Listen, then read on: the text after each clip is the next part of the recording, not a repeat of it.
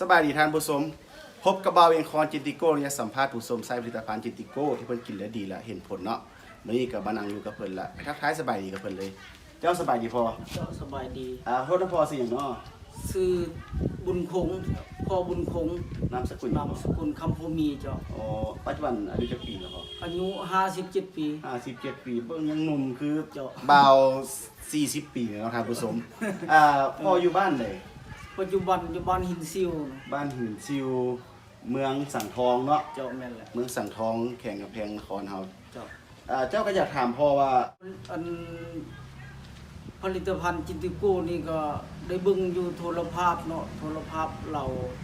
สตาร์ของซ่องให้หาลูกทุ่งของเปากีน้อยเนาะเจ้าแม่นแหละเจ้าเห็นเพิ่นเป็นอย่างไรถึงมันเป็นเจ็บกระเพาะเนาะพอกระเพาะไปว่ามันแน่นยึงท้องกระเพาะนี่เนาะเจ้าเพราะว่ากินอาหารลงไปแล้วมันก็ยึงก็คัดอยู่หั่นแหละหันใจก็ฟืดก็เมื่อยเนาะเมื่อยหั่นแหละคันเว้าแล้วหลังจากว่าเบิ่งโทรภาพเหล่าสตาร์หั่นแหละทงเห็นผลเนาะกินเห็นผลมาก่อนท่านเนาะก็เลยว่าเบิ่งคือว่าถือกับพญาติของตัวเองหั่นน่ะเนาะก็เลยว่าสนใจแล้วก็เลยว่าแล้วพ่อกินมาจากกับพ่อกินแต่ว่าพ่อกินบ่ติดต่อเนาะกินสุดก่อนนั้นก็หมดประมาณ4กัปนี่แหละเนาะโอ้กินมา4กัปแล้วพ่อที่กินจักเม็ดกินข้างละอีกว่ากินหู้ผลมาเฮาดีกับสุขภาพเฮาว่ากระเพาะก็บ่ขึ้นบ่แน่นแล้วเจ้าแต่ว่ากินไปหมดอยู่2แผงเนาะอันกับทำอิฐเนาะ2แผงก็อยู่ประมาณ20เม็ดท่านผู้ชมเจ้า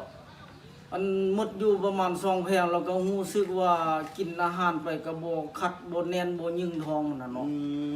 เราหันใจก็บ่เมื่อยบ่ฟืดโอ้ถือว่าหันใจกับสะดวกขึ้นปกติขึ้นนะพ่อเนาะเจ้าแม่นแหละหันใจก็สะดวกโล่งดีฉะนั้นเนาะ20เม็ดเท่านั้นเพิ่นให้ได้เพิ่นคือหันใจปกติถือว่ากระเพาะเพิ่นก็บ่จุกบ่หยังแล้วนอกจากพญาติตู่กระเพาะกับจุกว่างอันแล้วพ่อมีหยังอีกไหมเนาะโอ้แล้วก็บ่เรื่องเกี่ยวกับพญาติของพ่อนี่ก็ปัญหาที่2ก็มันเกี่ยวกับตาเนาะโอ้ตาจ้อหน่วยตานี่กำขวานี่เนาะถือว่ามีเยื่อหุ้มเนาะเยื่อหุ้มเจ้าเยื่อหุ้มอันหน่วยตาดำแก่นตาดำเนาะเจ้าแล้วมันก็อยากเป็นสีมัวบึ้งไปสิบึ้งเฮาบึ้งคือลักษณะฮอด30ปลายเมตรสิแล้วมันบ่อยากเห็นโอ้บ่อยากเห็นเจ้าแต่ว่ายังแค่กินจินติโก้ไปแล้วก็ไข้ขึ้นบ่ไข้ขึ้นมันแปลว่ามันบึ้งมันก็แปลว่าบ่มัวแล้วก็บ่มีหยังมาผ่านเนาะบ่มีหยังโอ้เจ้าข้างก้นนั้นมันบึ้งไปสิคือมีอันใดมาผ่านมานั่นน่ะนะโอ้ก็คือนอกจากกระเพาะแล้วเพิ่นมีปัญหาสายตาเนาะ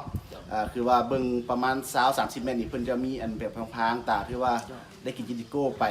ประมาณ20เมตรแล้วก็ไอ้นั่นบ่พอแม่นแหละโอ้ก็ถือว่าเป็นอาหารเสริมที่สุดยอดเนาะเจ้าก็สุดท้ายนี่ก็อยากให้พ่อฝากถึงท่านผู้ชมทางบ้านแน่ว่าเป็นพญาติคือพ่อเนาะ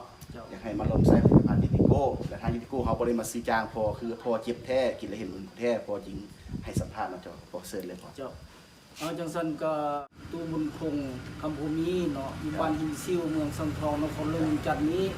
ถ้าผู้ใดได้เป็นพญาติคือพ่อนี้ก็ให้ลองซื้อกินลองเบิ่งเนาะเจ้าจินติโก้นี่ลองซื้อกินลองเบิ่งเนาะข้าพเจ้านี่กินก็หมด4กัปนี่แหละเนาะเขา4กัปนี่แล้วก็ถือว่าเห็นผลเนาะหรือว่าพญาติที่ว่าได้เว้ามาหั่นก็ถือว่ามันคันสิเว้าแล้วก็มัน99%แล้วเนาะคันสิเว้าหั่นน่ะว่าเรื่องกระเพาะเนาะแต่ว่าเฮาก็สิสืบต่อกินไปหั่นแหละเนาะถือว่าให้กินให้มันบำรุงสุขภาพไปมันดีเนาะพ่อเนาะเจ้าแล้วก็กับอันนี้ก็คือพ่อกินผลแท้เนาะเจ้าแม่นแหละอันนี้ก็เพิ่นทางทีมงานเพิ่นก็บ่ได้มาซื้อจ้างนั้นในนั้นในนี้เพราะว่าเฮาก็กินตัวจริงเนาะอันนี้เอาความจริงมาเว้าเนาะเจ้าสู่ท่านผู้ชมทางบ้านที่ได้เบิ่งได้ชมมันเนาะถ้าว่านี่ก็ขอฝากฟังพาผู้ใดเป็นเพิ่นก็ลองซื้อมากินลองเบิ่งเนาะเฮาบ่ลองก็บ่ฮู้เนี่ยเพิ่นว่าอยากให้เชื่ออยากให้ลองเนาะบ่อยากให้เชื่อจะให้ลองเบิ่งเนาะลองเบิ่งสุดท้ายนี่ก็เขาบ่เข้าใจพ่อหลายเนาะเอาให้พ่ออายุมันคนยืนสุขภาพแข็งแรงเป็นโฮมไซส์ลูกให้เต้าเนาะเจ้าขอบใจหลายพ่อเจ้าขอบใจท่านผู้ชม